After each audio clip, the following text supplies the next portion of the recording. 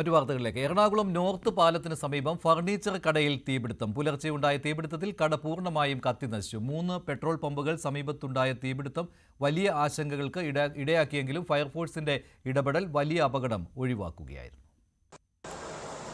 ഇന്ന് പുലർച്ചയോടെയാണ് തീപിടുത്തം ഉണ്ടാകുന്നത്. എറണാകുളം നോർത്ത് ഭാഗത്ത് ഇവിടെ ടൗൺ ഹാളിന് സമീപം പാലം ഇറങ്ങി വരുന്ന ഈ ഭാഗത്തുള്ള ഈ ഫർണിച്ചർ കടയാണ്. ഈ ഫർണിച്ചർ കട ഇന്ന് പുലർച്ചെ 3 മണിയോടുകൂടി തീ പടരുകയായിരുന്നു. പക്ഷേ വളരെ നിമിഷം കൊണ്ട് തന്നെ ഇത് പൂർണ്ണമായും കത്തിയെരിയുന്ന അവസ്ഥയിലേക്ക് വന്നു. ഫർണിച്ചർ ഷോപ്പ് എന്ന് പറയുമ്പോൾ ഇത് ഈ പഴയ ഫർണിച്ചറുകൾ എടുത്ത് അത് നന്നാക്കി പുതിയതാക്കി മാറ്റി അങ്ങനെ വിൽക്കുന്ന ആ രീതിയിലുള്ള ഓഫീസ് ഫർണിച്ചറുകൾ, ഈ സെക്കൻഡ് ഹാൻഡ് ഫർണിച്ചറുകൾ അത് പുതിയ രീതിയിലേക്കാക്കി വിൽക്കുന്ന ഒരു സ്ഥാപനമാണ്.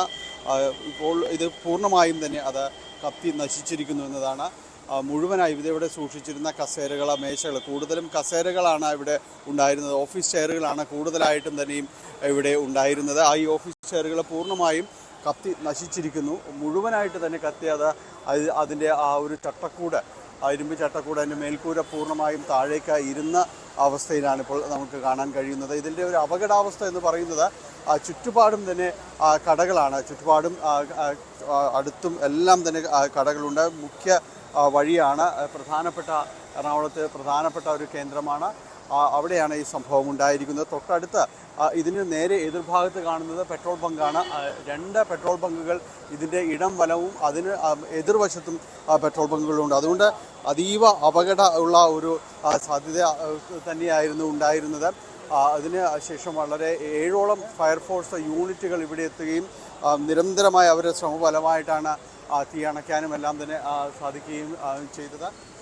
ഏതായാലും ഇപ്പോഴും ഈ ഫയർഫോഴ്സ് രാവിലേക്ക് എത്തുമ്പോഴും തന്നെ ഇവരുടെ ശ്രമങ്ങൾ തീ അണയ്ക്കാൻ പൂർണ്ണമായും കെടുത്തുവാനുള്ള ഈ ശ്രമങ്ങളെല്ലാം തന്നെ തുടരുകയാണ്. അതിൻ്റെ ഒരു പ്രധാനപ്പെട്ട കാരണം തൊട്ടപ്പുറത്തുള്ള കെട്ടിടങ്ങൾ, നിരവധിയായ കെട്ടിടങ്ങൾ, നമുക്കറിയാം എറണാകുളം നിരത്തിലേക്ക് നഗരമധ്യത്തിൽ തന്നെയാണ്. അവിടേക്ക് വരുമ്പോൾ ചുറ്റുപാടും കെട്ടിടങ്ങൾ നിറഞ്ഞ അതിന് നടുക്ക് ഉള്ള ഒരു ഭാഗമാണിത്.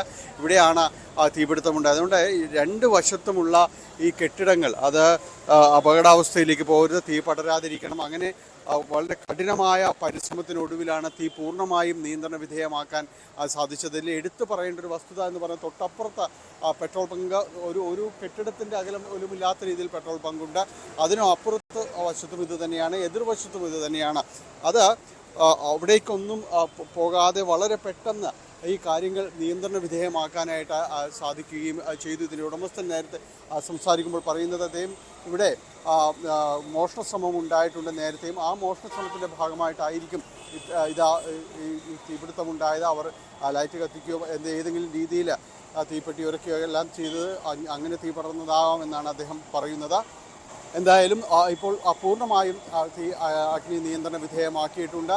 നിരന്തരമായ ഒരു പരിശ്രമത്തിനൊടുവിലാണ് അതെടുത്തു പറയേണ്ടിയിരിക്കുന്നു. ചുറ്റുപാടും 3 പെട്രോൾ ബങ്കുകളും ഒപ്പം തന്നെ നിരവധി കടകളുമുണ്ട്. നഗരമധ്യത്തിൽ തന്നെയാണ് ഉള്ളത്. നിരന്തരമായ ഒരു പരിശ്രമം കൊണ്ട് മാത്രമാണ് വലിയൊരു അഗ്നിബാധയിൽ നിന്ന് തന്നെ അഗ്നിരക്ഷാ സേനയുടെ പ്രവർത്തനം അതിനെ തടയിടാനായിട്ട്, ഈ വലിയൊരു അഗ്നിബാധയ്ക്ക് തടയിടാനായിട്ട് സാധിച്ചത്. കൊച്ചിയിൽ നിന്ന് ക്യാമറമാൻ ധനേഷിനൊപ്പം ഡാനി പോൾ, ന്യൂസ് 18.